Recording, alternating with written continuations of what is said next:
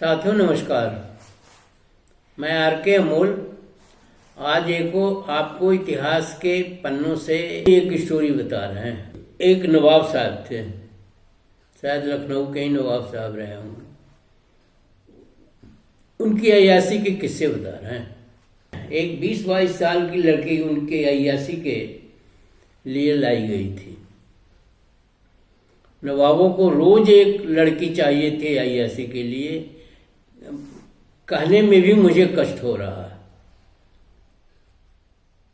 वो लड़की रात भर उन्होंने अय्याशी किया उस लड़की से और सुबह तक अय्याशी करते रहे। अय्याशी करने के दौरान ही जब सुबह हो गई और नवाब साहब बाहर चले गए तो लड़की जो है को काफी नींद आ रही थी तो सो गई। उसके शरीर पर कोई कपड़ा नहीं था। नवाब साहब फिर कमरे में आए और रात को तो वो लड़की बहुत सुंदर लग रही थी। रात को चूंकि उनको अय्याशी का नशा था इसलिए वो लड़की जो है बहुत सुंदर थी, होता भी है। लेकिन जब सुबह कमरे में आए तो उसको नंगा ही सोया हुआ, गहरी नींद में थी और नंगा ही सोई हुई थी। नवाब साहब ने जुमला कसा, ये तो बहुत ही बदजात है, निम्न कोटि की है। और उन्होंने कहा ये मदरजात नंगी है। और उन्होंने आओ देखा न ताओ देखा, बंदूक उठाया, उसे गोली मार दिया। ये अय्याशी का नशा है, ये भारत देश है।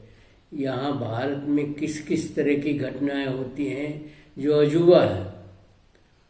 और तो और वो तो नवाब साहब थे और उनको सारी सुख सुविधाएं प्राप्त थी, दिमाग आसमान में रहता था। वो तो कई कुदरत से भी आगे थे।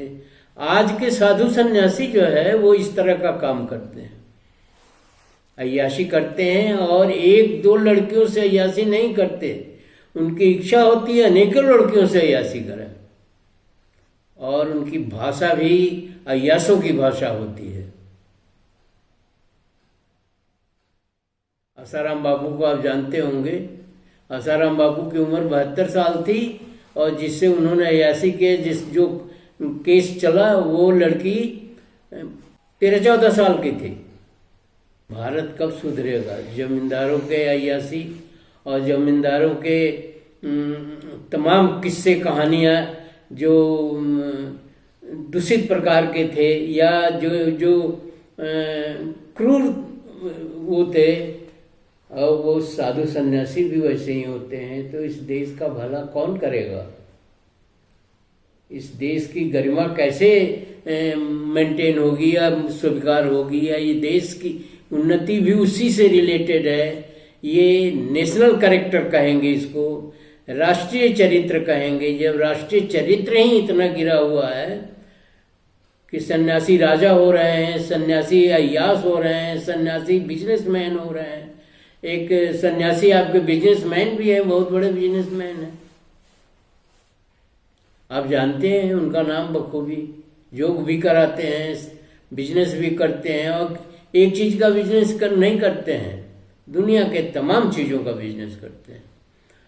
तो इस देश का भला कहते हैं कुदरत भी नहीं कर पाएगी।